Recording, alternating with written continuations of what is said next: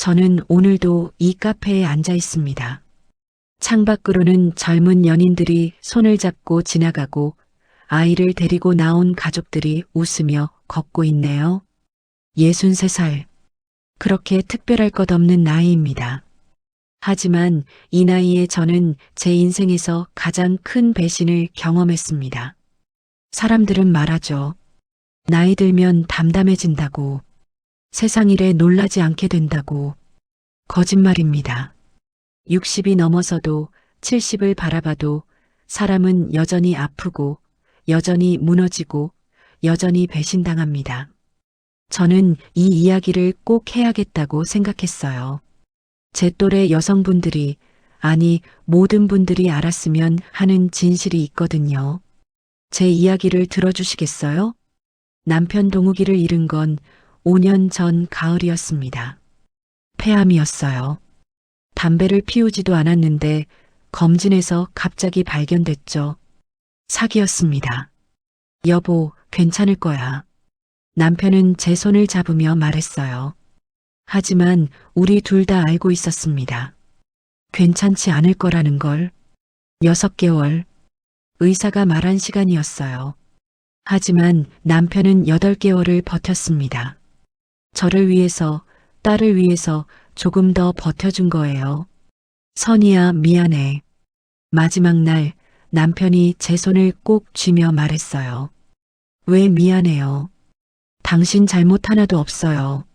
너를 혼자 두고 가서 미안해. 괜찮아요.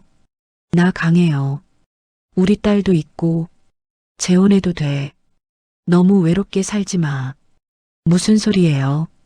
난 당신 하나면 충분해요. 하지만 남편은 고개를 저었어요. 사람은 혼자 살 수 없어. 약속해. 좋은 사람 만나면 행복하게 살겠다고. 저는 울면서 고개를 끄덕였습니다. 그게 남편이 원하는 거니까. 남편이 떠난 뒤 저는 정말 혼자였습니다. 딸 민지는 결혼해서 다른 도시에 살고 있었고 일주일에 한 번 통화하는 게 전부였어요. 아침에 일어나면 옆자리가 비어 있었습니다. 밥을 하면 혼자 먹었어요. TV를 보면 옆에서 같이 웃어줄 사람이 없었습니다. 외로웠어요. 정말 너무 외로웠습니다. 박재훈 씨를 만난 건 남편을 잃고 2년쯤 지났을 때였습니다. 처음엔 그냥 같은 아파트 단지에 사는 이웃이었어요. 1204호에 사신다고 들었습니다. 저는 1506호. 엘리베이터에서 마주치면 가볍게 인사하고 단지 산책길에서 우연히 만나면 몇 마디 나누는 정도. 오늘 날씨 좋네요. 그러게요. 산책하기 딱 좋아요. 그런 평범한 대화들. 그분도 호랍이셨어요. 부인을 암으로 잃으셨다고 했습니다. 저랑 비슷한 시기였대요. 힘드시죠? 어느 날 재훈 씨가 먼저 물었어요. 제가 벤치에 앉아 멍하니 하늘만 보고 있을 때였습니다. 네. 아직도 적응이 안 돼요. 저도요. 아침에 일어나면 자꾸 옆을 봐요. 아무도 없는데. 맞아요. 밥을 해도 혼자 먹으려니까. 외롭죠? 네. 너무 외로워요. 그날 우리는 1시간 넘게 벤치에 앉아서 이야기했어요. 돌아가신 배우자 이야기, 자식 이야기, 젊었을 때 이야기. 재훈 씨는 말을 잘 들어줬어요. 제가 남편 이야기를 하면 고개를 끄덕이며 들어줬고 제가 울먹이면 조용히 기다려줬습니다. 선희 씨, 우리 이따금 이렇게 만나서 이야기하면 어때요? 저도 혼자 있으면 너무 외로워서. 좋아요. 저도 그러고 싶어요.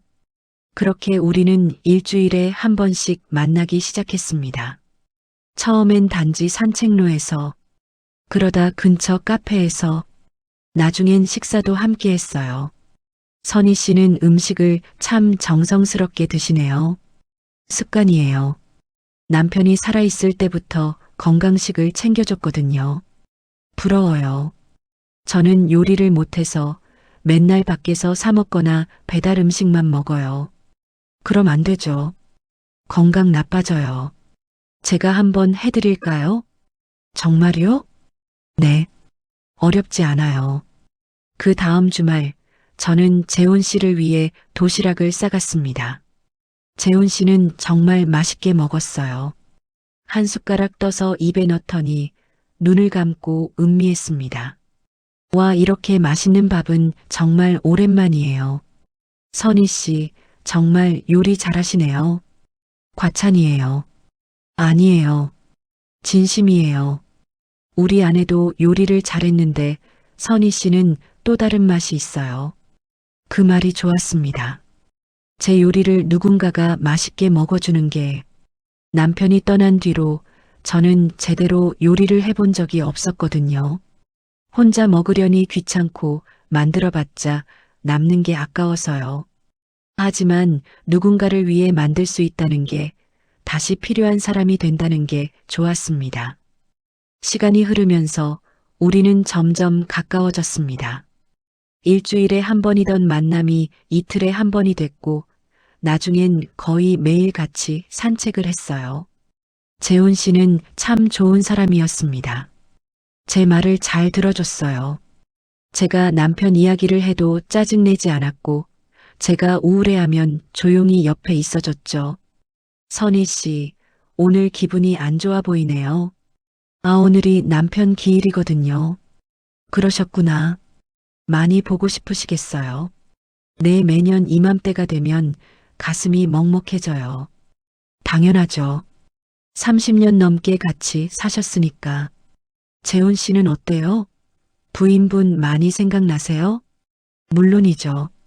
특히 밤에 혼자 있을 때 아내가 옆에서 코 고는 소리가 시끄러웠는데 이제는 그 소리가 그립네요. 우리는 서로의 슬픔을 나눴어요. 외로움을 나눴습니다. 그러다 보니 자연스럽게 의지하게 됐어요.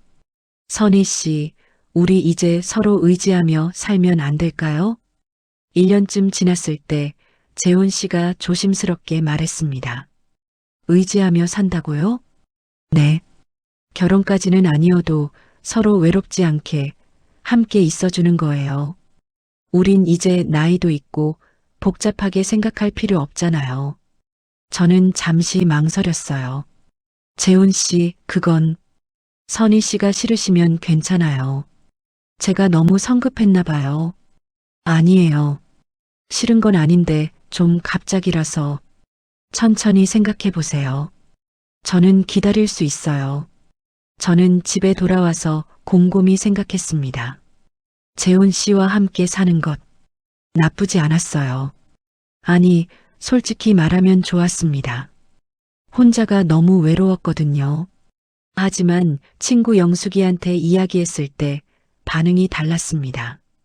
야, 김선희. 너 제대로 알아보고 하는 거 맞아? 언니 뭘 알아봐. 그냥 같이 사는 거지. 그게 제일 위험한 거야.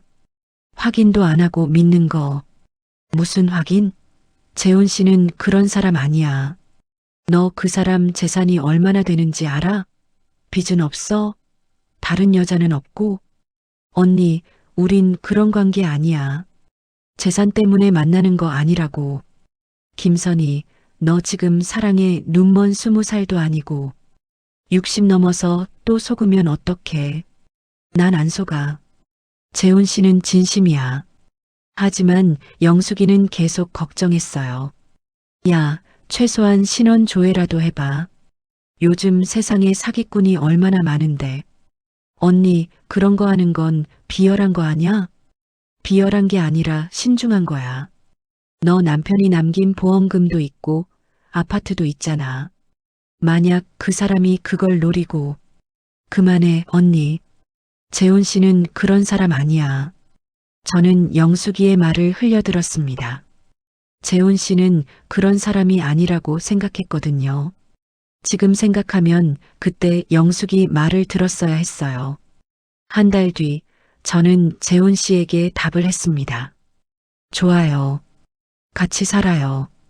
재훈 씨는 정말 기뻐했어요. 제 손을 꼭 잡으며 말했습니다. 선희 씨, 후회 안 시켜드릴게요. 제가 잘할게요. 저도 잘할게요. 우리는 동거를 시작했습니다. 재훈 씨가 제 집으로 들어왔어요. 제 집이 더 넓었거든요. 3베드룸의 거실도 넓고 재훈 씨 집은 2베드룸이었으니까. 와, 집이 정말 좋네요. 남향이라 햇살도 잘 들고. 그렇죠? 남편이랑 여기 이사 온 게 10년 전인데 정말 잘 골랐어요. 선희 씨 남편분 안목이 좋으셨나 봐요. 재훈 씨는 짐이 많지 않았어요. 옷 몇 벌, 책 몇 권, 그리고 돌아가신 부인 사진. 이 사진은 거실에 놓으면 안 될까요? 선희 씨가 불편하시면 제 방에 둘게요. 아니에요. 거실에 놓으세요. 저도 남편 사진 거실에 있는데 같이 있으면 좋죠. 그렇게 우리는 함께 살기 시작했습니다. 매일 아침 저는 일찍 일어나서 아침을 차렸어요. 재훈 씨는 7시에 일어나서 제가 차려놓은 밥을 먹었습니다.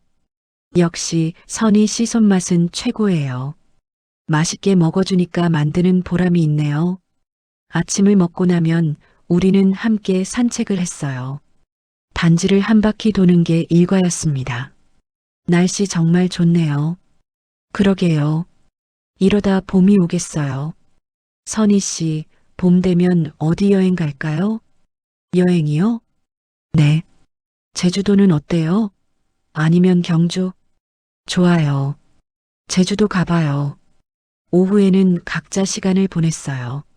재훈 씨는 거실에서 신문을 보거나 TV를 봤고, 저는 주방에서 저녁 준비를 했습니다. 저녁을 먹고 나면 우리는 함께 TV를 봤어요. 드라마를 보거나 뉴스를 보거나. 저 배우 연기 잘하네요. 맞아요. 요즘 뜨고 있대요. 평범한 일상. 하지만 저는 행복했어요. 누군가와 함께 밥을 먹고 함께 TV를 보고 함께 잠자리에 든다는 게 얼마나 소중한지 다시 느꼈습니다.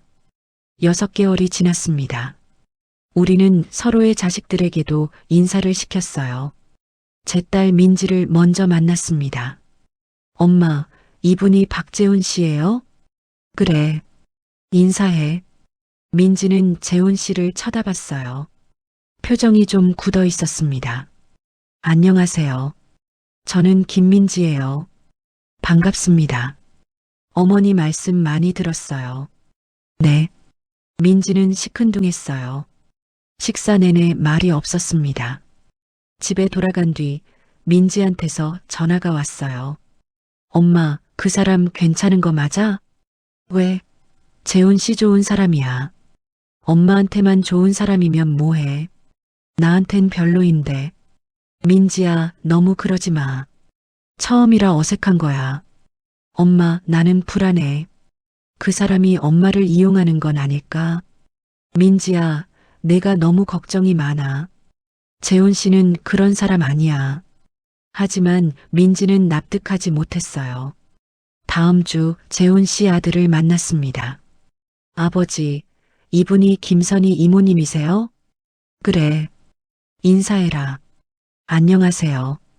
저는 박준영이에요. 준영 씨는 민지와 달리 밝게 웃으며 인사했어요. 어머니 혼자 계시는 것보단 낫죠. 잘 부탁드립니다. 고마워요. 제가 아버지 잘 챙겨드릴게요. 그래 주시면 정말 감사하죠. 저희 아버지가 혼자 계시면서 많이 외로워하셨거든요. 준영 씨는 괜찮은 사람 같았어요. 재훈 씨도 흡족해 했습니다. 우리 아들이 마음에 드시죠? 네. 착하고 예의 바른 것 같아요. 저를 닮아서 그래요. 우리는 웃었습니다. 그렇게 1년이 지나고 2년이 지나고 3년이 흘렀습니다. 저는 행복했어요. 아니, 행복하다고 믿었습니다. 재훈 씨는 여전히 다정했고 저를 잘 챙겨줬습니다. 생일이면 꽃을 사다 줬고 아플 때면 병원에 같이 가줬어요. 선희 씨, 약 드셨어요? 아, 깜빡했네. 이거 먹어요. 물 여기 있어요. 고마워요. 겨울이면 목도리를 두르게 해줬고 여름이면 양산을 챙겨줬습니다. 제가 요리를 하면 맛있게 먹어줬어요. 오늘 반찬은 뭐예요? 김치찌개랑 된장국, 그리고 생선구이. 와, 대박. 선희 씨 덕분에 제가 건강해지는 것 같아요. 그래요? 다행이네요. 저는 재훈 씨를 위해 정성껏 밥을 차렸어요. 건강식을 공부해서 만들었고 그분의 약도 챙겨드렸습니다. 고혈압 약, 당뇨약, 영양제. 하루 3번 빠짐없이. 선희 씨가 있어서 내가 사는 것 같아요. 재훈 씨는 자주 그렇게 말했어요. 그 말이 좋았습니다. 제가 누군가에게 필요한 사람이라는 게. 하지만 이상한 조짐은 그때부터 시작됐어요. 처음엔 아주 미묘한 변화였어요. 핸드폰을 볼 때 화면을 제게서 살짝 가리는 것 같았습니다. 전화가 오면 다른 방으로 가서 받았어요. 누구 전화예요? 아, 그냥 옛날 직장 동료. 요즘 통화 자주 하시네요? 나이 들면 친구가 귀한 거 모르세요? 가끔 안부 묻는 거예요. 그러면서도 그분은 여전히 다정했어요. 제 손을 잡아주고 함께 TV를 보고 외출할 때면 제 가방을 들어줬습니다. 하지만 뭔가 달랐어요. 예전엔 제 눈을 보며 웃었는데 이젠 시선을 피했습니다. 예전엔 제가 요리한 음식을 칭찬했는데 이젠 그냥 먹기만 했어요.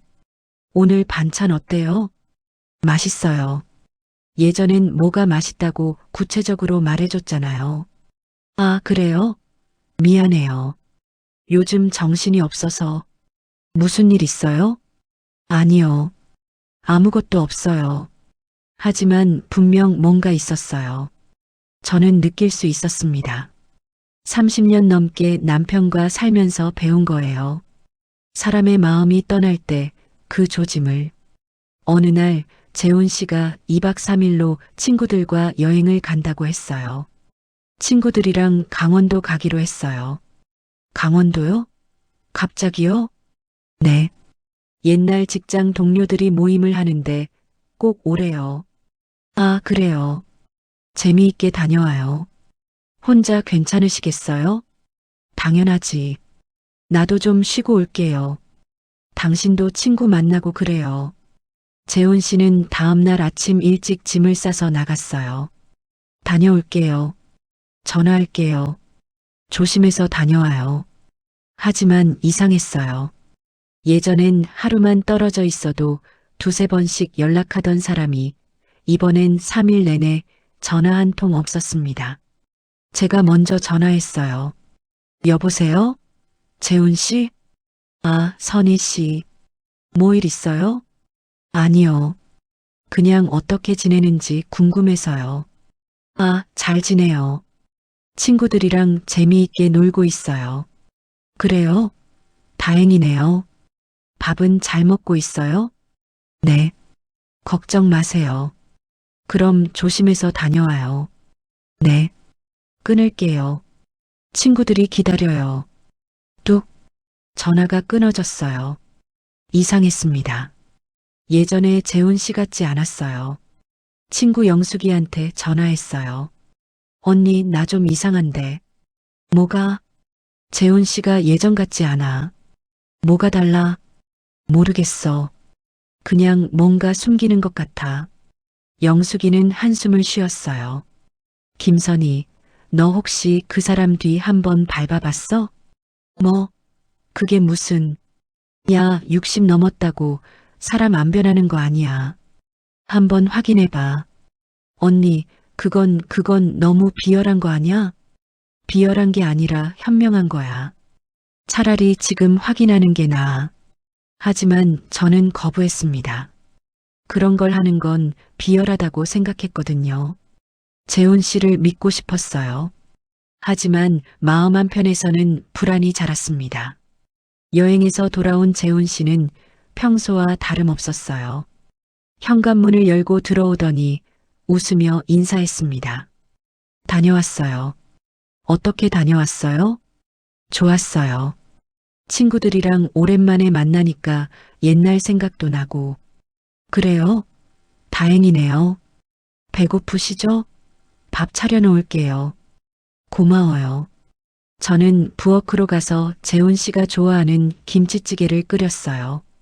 재훈 씨는 제가 해놓은 음식을 맛있게 먹었습니다. 역시 집밥이 최고예요. 많이 드세요.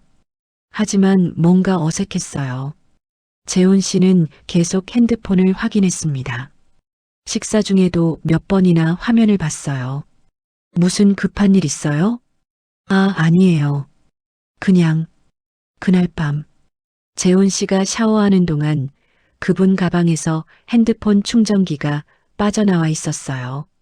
제가 정리하려다가 핸드폰이 눈에 들어왔습니다. 하지 마, 김선희. 이건 아니야. 머릿속에서 이성이 말했어요. 하지만 가슴속에서는 다른 목소리가 들렸습니다. 확인해. 지금 확인하지 않으면 평생 후회할 거야. 손이 떨렸어요. 저는 주위를 둘러봤습니다. 샤워실에서 물소리가 들렸어요. 핸드폰을 집어들었습니다. 화면을 켰습니다. 비밀번호는 제 생일이었어요. 815, 8월 15일, 제 생일. 비밀번호가 풀렸습니다. 그래, 내 생일을 비밀번호로 쓸 정도로 날 생각하는 사람이잖아. 아무것도 없을 거야. 하지만 카카오톡을 열었을 때 그 믿음은 산산조각이 났습니다. 윤미라. 그 이름이 맨 위에 있었어요. 프로필 사진은 50대 중반쯤 되어 보이는 여자였습니다. 예쁘게 화장하고 환하게 웃고 있었어요. 대화 내용을 읽는 순간 세상이 무너지는 것 같았습니다. 오빠 어제 너무 좋았어요. 다음엔 더 오래 있고 싶어요. 나도. 선희한테 미안하긴 한데 당신이 자꾸 생각나. 오빠도 외로우셨죠? 그럼. 선희는 좋은 사람이긴 한데 뭔가 답답해. 나이 들었다고 재미없게만 살 수는 없잖아. 맞아요. 우리도 즐겁게 살아야죠.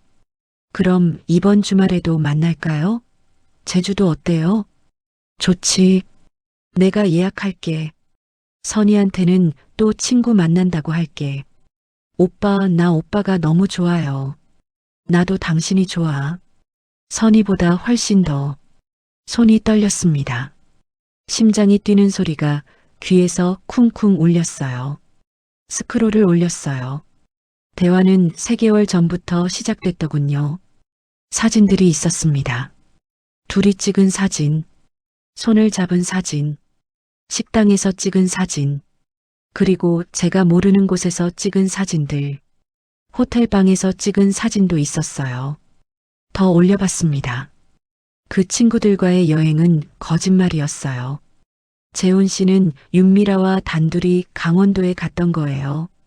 일주일에 2~3번씩 몇 달째 만나고 있었던 겁니다. 화장실 문이 열리는 소리가 들렸어요. 저는 재빨리 핸드폰을 원래 자리에 놓고 소파에 앉았습니다. 뭐해요? 재훈 씨가 물었어요.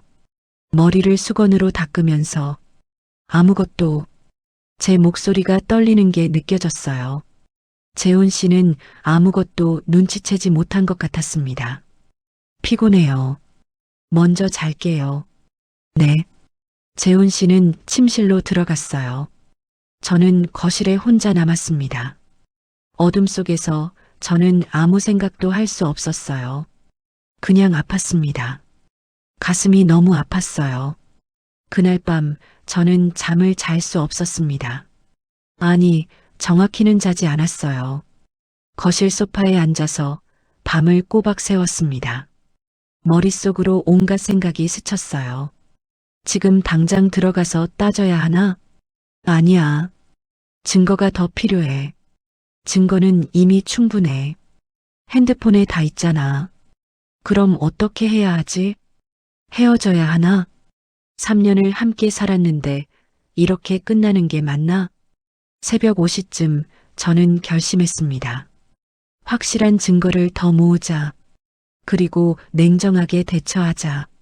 다음 날 아침 저는 평소처럼 아침을 차렸어요. 된장찌개, 김치, 계란말이. 재훈 씨가 일어나서 식탁에 앉았습니다. 잘 잤어요? 네. 선희 씨는요? 저도 잘 잤어요. 거짓말이었어요. 하지만 티를 낼 수 없었습니다. 재훈 씨는 밥을 먹으면서 핸드폰을 봤어요. 웃으면서 아마 윤미라한테서 온 메시지였겠죠. 제 앞에서 다른 여자와 메시지를 주고받는 남자. 역겨웠어요. 하지만 참았습니다. 그날 오후 저는 영숙이를 만났어요. 언니, 나 재훈 씨가 바람 피우는 거 확인했어. 영숙이는 놀라지 않았어요. 그저 한숨을 쉬었습니다. 그래서 증거를 더 모으려고. 그리고 어떻게 해야 할지 모르겠어. 김선희, 너 지금 뭘 고민하는 거야? 당연히 헤어져야지. 3년을 함께 살았는데. 3년을 함께 살았으니까 더 헤어져야지. 그 새끼가 3년 동안 널 이용한 거야. 이용했다기보단. 야, 정신 차려. 그 새끼는 내가 밥 해주고, 빨래 해주고, 집 제공해주니까 편한 거야. 근데 재미는 다른 여자한테서 찾는 거고, 영숙이 말이 맞았어요. 하지만 인정하기 싫었습니다. 제가 3년 동안 바보였다는 걸 인정하기 싫었어요. 며칠을 고민한 끝에 저는 재훈 씨와 대면하기로 했습니다. 더 이상 견딜 수 없었거든요. 다음 날 아침, 재훈 씨, 네, 나한테 할 말 없어요? 재훈 씨는 잠시 멈칫했어요. 그러곤 웃으며 말했습니다. 무슨 말이요? 갑자기, 솔직하게 말해줘요. 다른 사람 만나고 있죠? 재훈 씨 얼굴이 굳었습니다. 순간 모든 표정이 사라졌어요. 누가 그래요? 내가 봤어요. 핸드폰. 침묵. 긴 침묵이 흘렀습니다. 재훈 씨는 아무 말도 하지 않았어요. 그저 저를 쳐다봤습니다. 그 눈빛이 차가웠어요. 예전에 저를 보던 따뜻한 눈빛이 아니었습니다. 핸드폰을 봤다고요? 네. 허락도 없이? 그게 중요한 게 아니잖아요. 중요하죠. 그건 사생활 침해예요. 믿을 수 없었어요. 바람을 피운 사람이 저한테 사생활 침해를 운운하다니. 재훈 씨, 지금 농담해요? 농담 아니에요. 선희 씨가 제 핸드폰을 몰래 본 건 잘못이에요. 그럼 당신이 다른 여자 만난 건 잘못이 아니고요? 침묵. 긴 침묵 끝에 재훈 씨가 한숨을 쉬었습니다. 미안해요. 미안하다고요? 그게 끝이에요? 선희 씨도 이해해줘요. 우리가 뭐 부부도 아니고. 그 말에 정말 화가 치밀었어요. 부부는 아니지만 3년을 함께 살았잖아요. 매일 밥 해주고, 약 챙겨주고, 병원 같이 가고. 그게 아무것도 아니에요? 그건 고마워요. 정말로. 고마우면서 바람을 피워요? 선희 씨, 우린 이미 늙었어요. 마지막 남은 시간에 좀 자유롭게 살면 안 돼요? 귀를 의심했습니다. 자유롭게요? 날 속이면서요? 속인 건 아니에요. 그냥 미라 씨가 나한테 좀 더 맞는 것 같아서. 뭐가 더 맞는데요? 선희 씨는 너무 진지해요. 뭐든지 심각하게 받아들이고, 미라는 좀 더 가볍고 재미있어요. 가볍고 재미있다고요. 저는 3년 동안 이 사람을 위해 진지하게 살았어요. 정성껏 밥을 해주고 건강을 챙겨주고 외로울 때 옆에 있어줬습니다. 그런데 그게 너무 진지하다고요? 그럼 나한텐 왜 계속 있었어요? 미라 씨가 더 좋으면 진작까지. 재훈 씨는 대답하지 않았습니다. 그 침묵이 모든 걸 말해줬어요. 편했으니까. 밥 해주는 사람이 필요했으니까. 외로울 때 옆에 있어줄 누군가가 필요했으니까. 그리고 제 집이 필요했으니까. 나가주세요.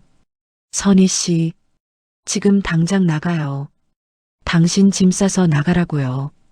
선희 씨, 진정해요. 우리 차분하게 이야기해요. 이야기할 거 없어요. 나가요. 지금 당장. 제 목소리가 떨렸어요. 울음이 나올 것 같았습니다. 하지만 참았어요. 재훈 씨 앞에서 우는 건 지는 것 같았거든요. 재훈 씨는 잠시 망설이더니 일어났습니다. 알았어요. 짐 싸서 나갈게요. 오늘 안에 나가요. 네. 재훈 씨는 방으로 들어가서 짐을 쌌어요. 30분쯤 지나서 캐리어를 끌고 나왔습니다. 선희 씨, 진짜 미안해요. 저는 대답하지 않았습니다. 언젠가 이해해 주시면 좋겠어요. 나가요. 재훈 씨는 한숨을 쉬고 현관문을 열었습니다. 문이 닫혔어요. 그 순간 저는 주저앉았습니다. 재훈 씨가 떠난 뒤 저는 며칠 동안 아무것도 하지 못했습니다. 밥도 먹지 않았어요. 씻지도 않았습니다. 그냥 침대에 누워서 천장만 바라봤어요. 내가 뭘 잘못했을까? 밥을 잘못했나? 너무 진지하게 살았나? 재미가 없었나? 온갖 생각이 머릿속을 떠돌았습니다. 3일째 되던 날 영숙이가 달려왔습니다. 야, 김선희. 문 열어. 열라고. 내가 부숴버린다. 결국 문을 열었어요. 영숙이는 제 모습을 보더니 한숨을 쉬었습니다. 이게 뭐야, 진짜. 너 며칠째 안 씻은 거야? 모르겠어. 야, 정신 차려. 이러다 죽겠어. 영숙이는 저를 욕실로 끌고 갔어요. 억지로 씻겼습니다. 그리고 밥을 차려줬어요. 먹어. 안 먹으면 내가 입에 쑤셔 넣는다. 먹기 싫어. 먹기 싫어도 먹어야 돼. 내가 죽으면 그 새끼가 좋아하잖아. 그 말에 억지로 숟가락을 들었습니다. 밥맛이 없었어요. 모래를 씹는 것 같았습니다. 하지만 삼켰어요. 언니 난 왜 이렇게 바보 같을까? 바보는 무슨. 사람을 믿은 게 잘못이야? 믿으면 안 됐어. 확인했어야 했어. 언니 말대로 신원 조회라도 했어야 했어. 확인한다고 다 막을 수 있는 건 아니야. 그 새끼가 작정하고 속인 건데. 그래도 3년이나 함께 살았는데. 어떻게 그럴 수 있어? 영숙이는 제 손을 잡았습니다. 선이야. 우는 건 좋아. 아픈 것도 당연해. 근데 이렇게 무너지는 건 그 새끼한테 지는 거야. 너 아직 죽을 나이 아니야. 앞으로 20년은 더 살 거잖아. 그걸 이렇게 보낼 거야? 그 새끼 때문에? 영숙이 말이 맞았어요. 하지만 일어설 힘이 없었습니다. 영숙이는 일주일 동안 제 집에 머물렀어요. 매일 밥을 해주고 억지로 밖에 나가게 했습니다. 산책이라도 해야 돼. 집에만 있으면 미쳐. 가기 싫어. 가기 싫어도 가야 돼. 가자. 영숙이 손에 이끌려 저는 밖에 나갔습니다. 아파트 단지를 걷는데 재훈 씨와 함께 걷던 길이었어요. 저기 벤치 재훈 씨랑 자주 앉았던 곳이야. 그래. 그럼 다시 앉아. 내 자리야. 그 새끼 자리 아니고. 저는 벤치에 앉았습니다. 재훈 씨 없이 혼자. 눈물이 났어요. 운다고 그 새끼 돌아오는 거 아니야? 알아. 근데 눈물이 나. 울어. 실컷 울어. 대신 여기서만 울어. 집에 가면 씻고 밥 먹고 잠자. 알았지? 응. 저는 한참을 울었습니다. 영숙이는 옆에서 조용히 제 등을 토닥여줬어요. 일주일쯤 지났을 때 딸 민지가 찾아왔어요. 엄마, 괜찮아? 응. 민지는 제 얼굴을 보더니 울먹였습니다. 엄마 많이 힘들었지? 괜찮아. 괜찮을 리가 없잖아. 엄마, 내가 그 사람 처음 봤을 때부터 이상했어. 뭔가 진심이 아닌 것 같았거든. 그걸 왜 진작 말 안 했어? 말했어도 엄마 안 들었을 거잖아. 맞는 말이었습니다. 민지는 제 손을 잡았어요. 엄마, 근데 있잖아. 응? 엄마가 왜 그 사람한테 사과받아야 돼? 왜 엄마가 무너져야 해? 그 사람이 잘못한 거잖아. 엄마가 뭘 잘못했어? 밥 해준 거? 정성 들인 거? 믿어준 거? 딸의 말에 뭔가 깨달았습니다. 엄마는 잘못한 게 없어. 그냥 나쁜 사람을 만난 거야. 맞아요. 잘못한 건 저가 아니었어요. 저는 할 수 있는 최선을 다했습니다. 정성껏 밥을 해주고 건강을 챙겨주고 진심으로 대했어요. 그런데 왜 제가 무너져야 합니까? 왜 제가 바닥에 주저앉아야 합니까? 엄마, 일어나. 우리 일어나자. 민지가 말했어요. 그 사람한테 지지 말자. 엄마는 강한 사람이야. 그날부터 저는 다시 일어나기 시작했습니다. 제일 먼저 한 건 제 재산을 정리하는 거였어요. 저는 남편이 남긴 보험금 2억과 아파트가 있었습니다. 시세로 5억쯤 되는 아파트. 재훈 씨는 그걸 알고 있었어요. 변호사를 찾아갔습니다. 유언장을 쓰고 싶어요.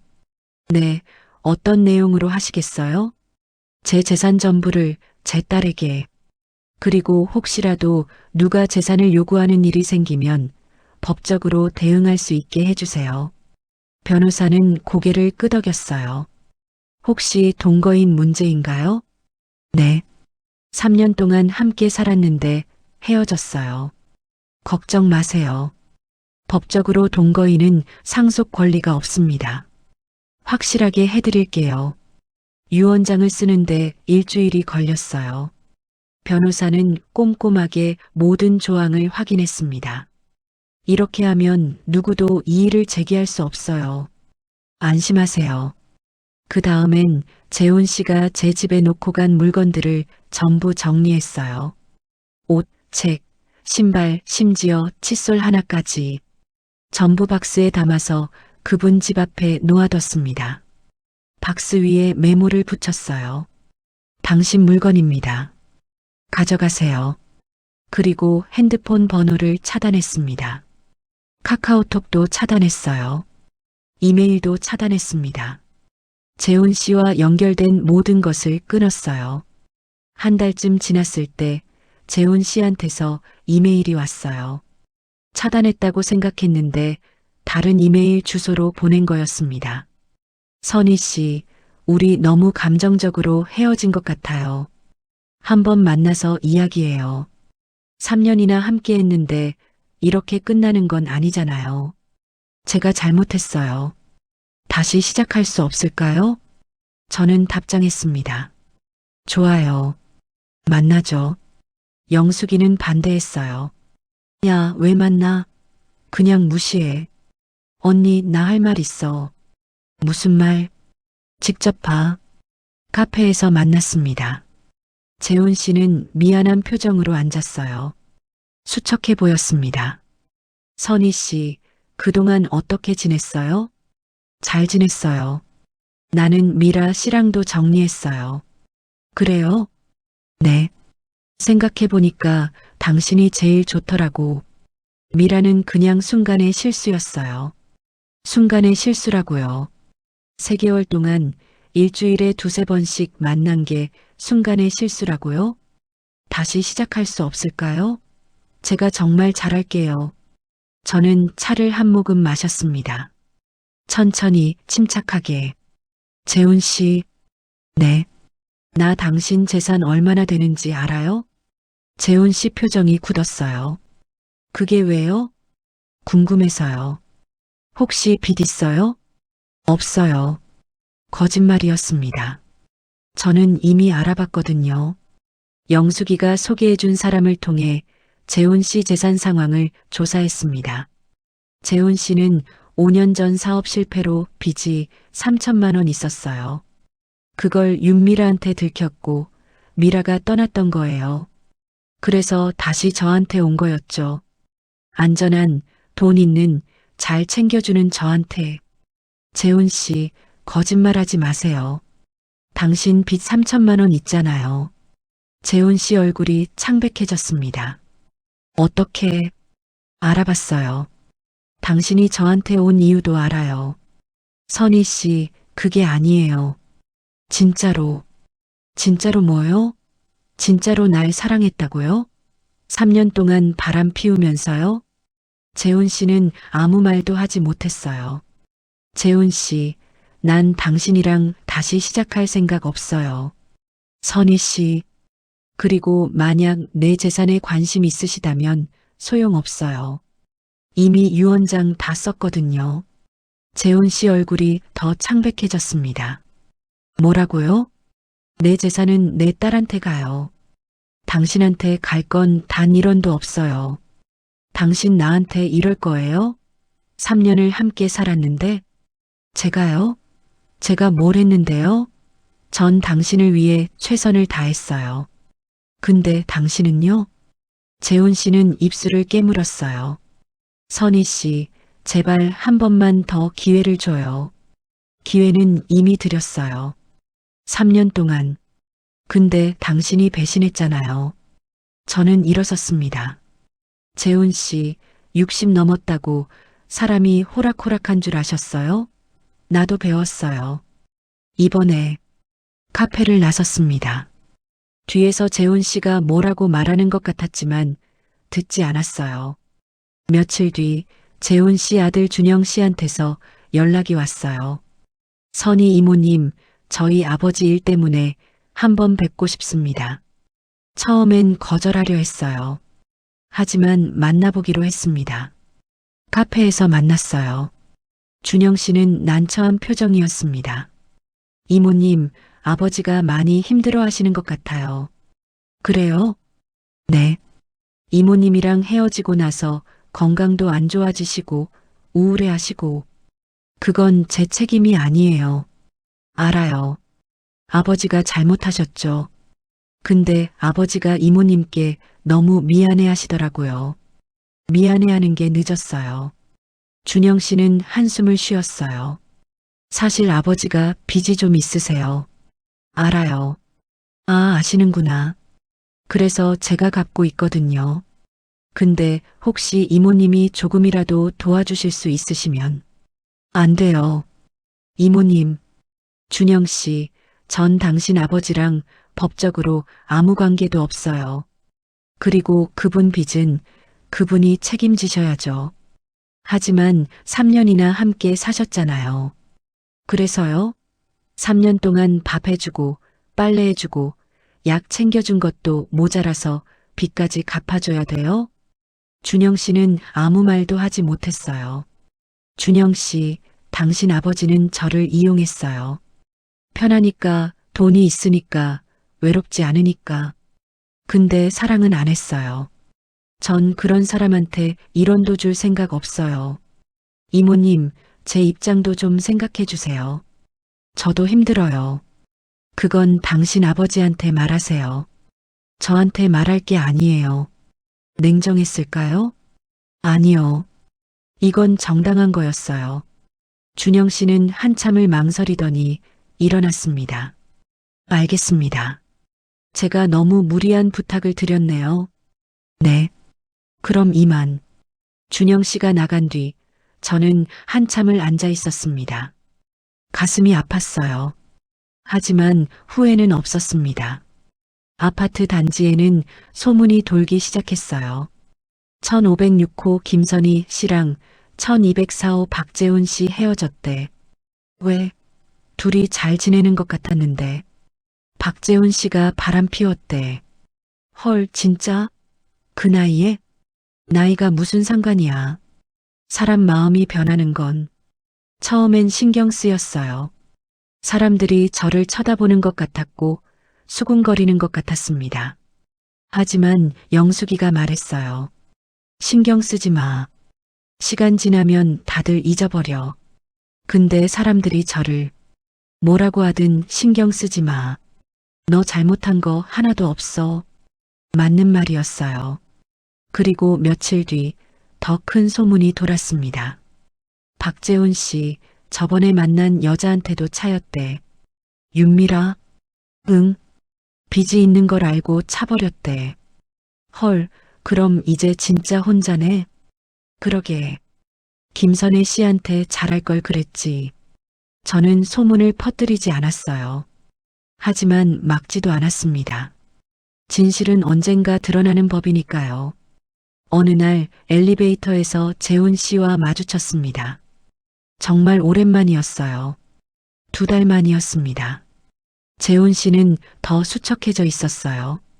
선희 씨, 나 때문에 힘들었죠? 네, 미안해요. 진심으로. 저는 재훈 씨를 똑바로 봤어요. 재훈 씨 사과는 받았어요. 근데 용서는 안 할 거예요. 그리고 당신이 앞으로 어떻게 살든 난 상관없어요. 그냥 내 인생에서 사라져 주세요. 선희 씨, 우리 정말 이렇게 끝나야 돼요? 이미 끝났어요. 당신이 미라 씨 만났을 때 엘리베이터 문이 열렸고 저는 내렸습니다. 뒤돌아보지 않았어요. 그게 재훈 씨와의 마지막 대화였습니다. 그로부터 3개월이 지났습니다.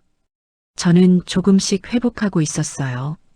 아침에 일어나면 혼자였지만 외롭지 않았습니다. 밥을 먹을 때 혼자였지만 쓸쓸하지 않았어요. 영숙이가 자주 놀러 왔고 민지도 주말마다 찾아왔습니다. 엄마, 취미 생활 하나 시작해봐. 취미 생활? 응. 서예나 그림 같은 거. 엄마 혼자 있는 시간이 많잖아. 나이 들어서 새로 시작하기엔. 무슨 소리야? 엄마 아직 젊어. 서예 배워봐. 민지 말대로 저는 서예 학원에 등록했습니다. 일주일에 2번 오후 2시에 수업이 있었어요. 처음엔 어색했습니다. 붓을 잡는 것도 먹을 가는 것도. 하지만 선생님이 친절하게 가르쳐 줬어요. 선희 씨, 붓을 이렇게 잡으세요. 그리고 천천히 먹으로 한 획을 그었습니다. 신기했어요. 제 손에서 글씨가 나오는 게. 잘하시네요. 소질 있으세요. 선생님 말에 기분이 좋아졌습니다. 수업이 끝나고 다른 수강생들과 차를 마셨어요. 선희 씨, 처음이시죠? 네. 이번 주에 시작했어요. 저는 1년째예요. 재미있어요, 서예. 그래요? 전 아직 서툴러서. 괜찮아요. 다들 처음엔 그래요. 근데 하다 보면 재미있어져요. 새로운 사람들을 만나고 새로운 취미를 배우는 게 좋았습니다. 재훈 씨 생각은 점점 덜 났어요. 6개월이 지났습니다. 저는 이제 혼자가 두렵지 않아요. 친구들과 정기적으로 여행을 다니고 서예도 계속 배우고 있습니다.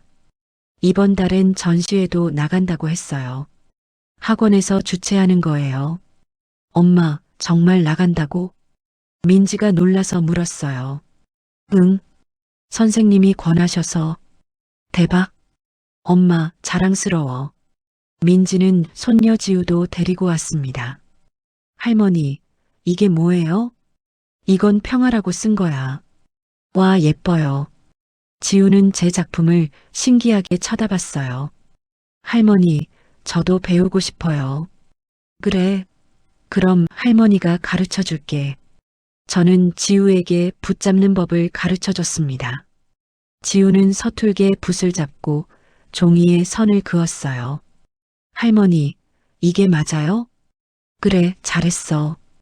딸과 손녀가 옆에 있으니 행복했습니다. 엄마, 요즘 표정이 밝아졌어. 그래. 응. 예전엔 뭔가 숨죽이고 사는 것 같았는데, 이제 진짜 엄마 같아. 딸의 말에 웃음이 나왔습니다. 맞아요. 저는 이제 저답게 살고 있어요. 누군가를 위해 숨죽이지 않고, 눈치 보지 않고, 제 인생을 살고 있습니다. 가끔 재훈 씨 생각이 날 때도 있어요. 하지만 그건 그리움이 아니에요. 아, 저런 일도 있었지 하는 정도의 기억일 뿐입니다. 아프지 않아요. 이제는. 그리고 알았어요. 제가 무너지지 않았다는 것. 재훈 씨가 저를 배신했지만 저는 저를 배신하지 않았다는 것. 그게 제일 중요한 거였어요. 1년이 지났습니다. 저는 서예 전시회 준비로 바빴어요. 학원 선생님이 제 작품을 높이 평가해 주셔서 이번 전시회에 5점을 출품하기로 했습니다. 전시회 오프닝 날 많은 사람들이 왔어요. 영숙이도, 민지도, 지우도. 엄마, 정말 대단해. 이게 다 엄마 작품이야? 응. 1년 동안 열심히 했어. 제 작품들이 벽에 걸려 있었습니다. 평화, 희망, 용기, 존엄, 자유. 각각의 글씨에 제 마음을 담았어요. 사람들이 제 작품 앞에 서서 감상했습니다. 이 글씨, 힘이 느껴지네요. 맞아요. 뭔가 살아있는 것 같아요. 그때 누군가 뒤에서 말했습니다. 선희 씨, 돌아보니 재훈 씨였어요. 1년 만이었습니다. 재훈 씨는 더 늙어 보였어요. 머리는 희끗희끗해졌고 얼굴에는 주름이 깊었습니다. 여기 왜 왔어요? 지나가다가 우연히 봤어요. 선희 씨 이름이 있길래. 그래요. 침묵. 재훈 씨는 제 작품들을 쳐다봤어요. 잘 지내셨나 봐요. 네. 잘 지내요. 작품 정말 좋네요. 고마워요. 선희 씨, 저 그동안 정말 많이 후회했어요. 저는 대답하지 않았습니다. 선희 씨가 얼마나 좋은 사람인지, 얼마나 소중한 사람인지 잃고 나서 알았어요. 그래요. 다시 시작할 수 없을까요? 저는 재훈 씨를 똑바로 봤어요. 재훈 씨, 전 이제 괜찮아요. 당신 없이도 잘 살고 있어요. 아니, 당신 없어서 더 잘 살고 있어요. 재훈 씨 얼굴이 굳었습니다. 다시 시작할 생각 없어요. 앞으로도 없을 거고요. 선희 씨, 재훈 씨, 이제 그만 가세요. 여긴 당신이 있을 곳이 아니에요. 재훈 씨는 한참을 서 있다가 고개를 숙였습니다. 알겠습니다. 미안했어요. 그리고 행복하세요. 재훈 씨는 돌아서서 나갔습니다. 저는 그 뒷모습을 봤어요. 아프지 않았습니다. 그저 끝났구나 하는 생각만 들었어요. 전시회는 성공적이었어요. 많은 사람들이 제 작품을 좋아해줬고 심지어 구매 문의도 들어왔습니다. 선희 씨, 이 존엄 작품 판매하시나요? 아, 글쎄요. 제가 정말 공들인 작품이라서 얼마에 파실 수 있으세요? 결국 저는 몇 점을 팔았어요. 평생 처음으로 제 작품으로 돈을 번 거예요. 엄마, 대박이다. 엄마가 작가야? 민지가 신나서 말했습니다. 작가라니 그냥 취미로 하는 거지. 취미로 하다가 작가 되는 거야. 엄마, 계속해봐. 그날 밤 저는 혼자 와인을 마셨어요. 제 작품들을 보면서 내가 이걸 해냈구나. 1년 전만 해도 저는 바닥에 주저앉아 있었습니다.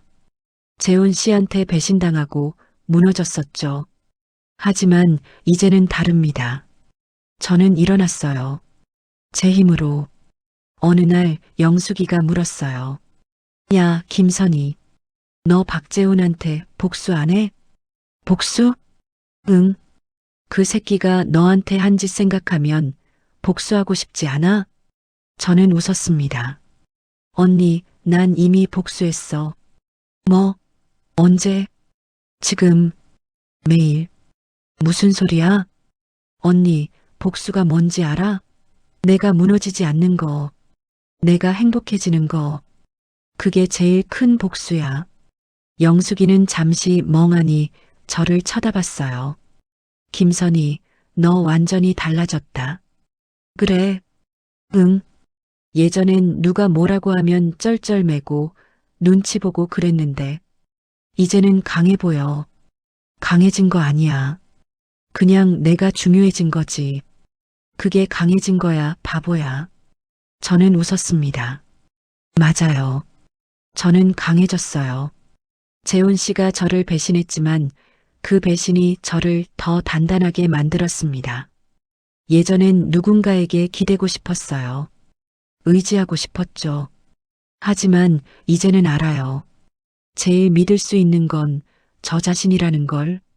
서예 학원에서 새로운 사람을 만났어요. 이정우 선생님, 70대 중반의 멋진 신사였습니다. 선희 씨, 작품 정말 훌륭하네요. 감사합니다, 선생님. 저도 서예한 지 20년 됐는데 선희 씨 작품에는 뭔가 영혼이 있어요. 영혼이요? 네. 단순히 글씨를 쓰는 게 아니라 마음을 담는 거죠. 그게 느껴져요. 이정우 선생님은 자주 제 작품을 칭찬해 줬어요. 그리고 가끔 차를 마시자고 했습니다. 선희 씨 수업 끝나고 차 한 잔 어때요? 좋아요. 우리는 학원 근처 카페에서 차를 마셨어요. 정우 선생님은 이야기를 잘 들어줬습니다. 제 이야기를, 제 과거를, 제 상처를. 힘드셨겠어요. 네. 하지만 이제는 괜찮아요.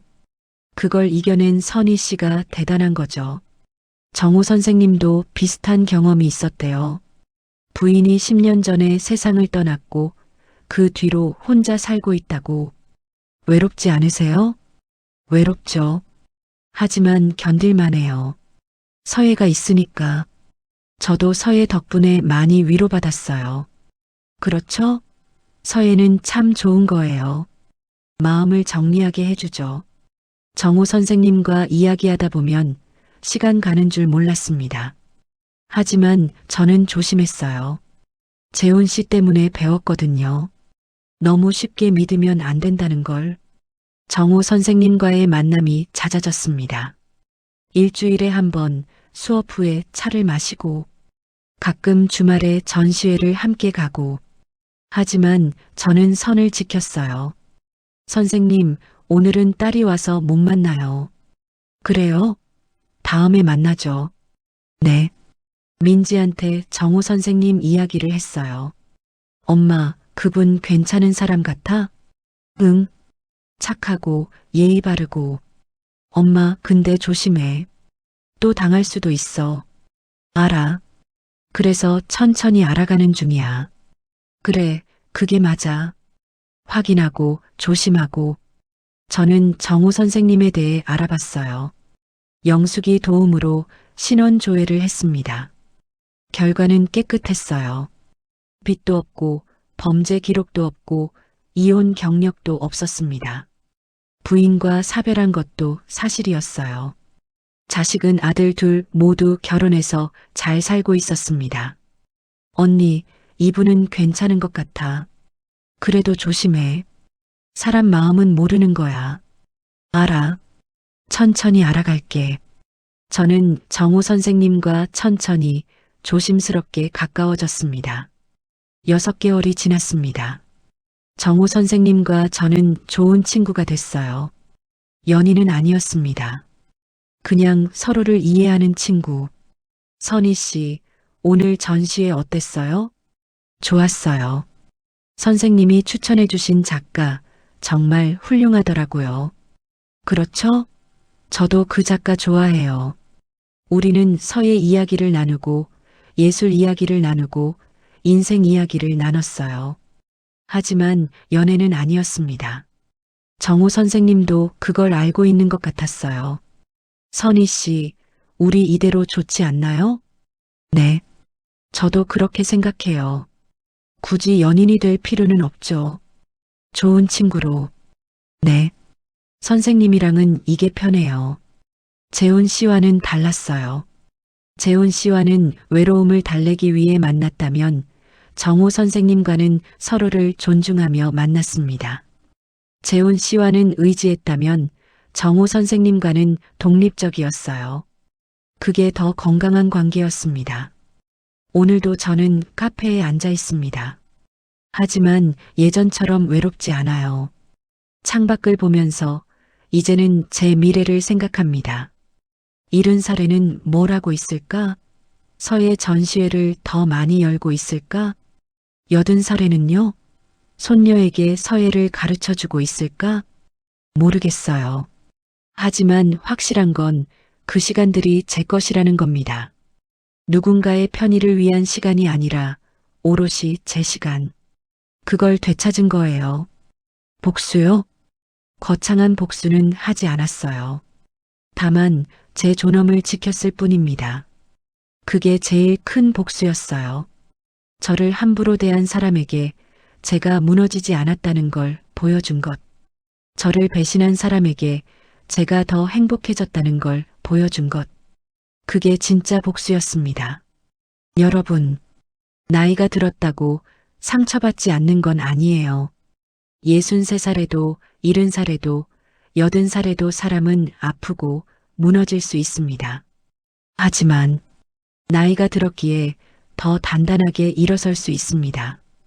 경험이 있으니까, 힘이 있으니까, 존엄이 있으니까. 세상이 여러분을 가볍게 여긴다면 여러분의 무게를 보여주세요. 여러분은 가볍지 않으니까요. 충분히 무겁고 충분히 단단하니까요. 그리고 충분히 아름답습니다.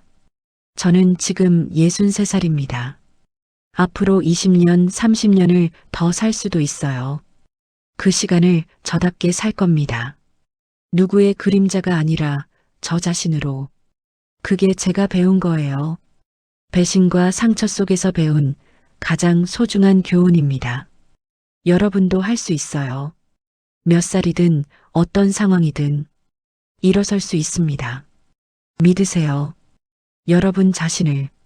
그게 시작입니다.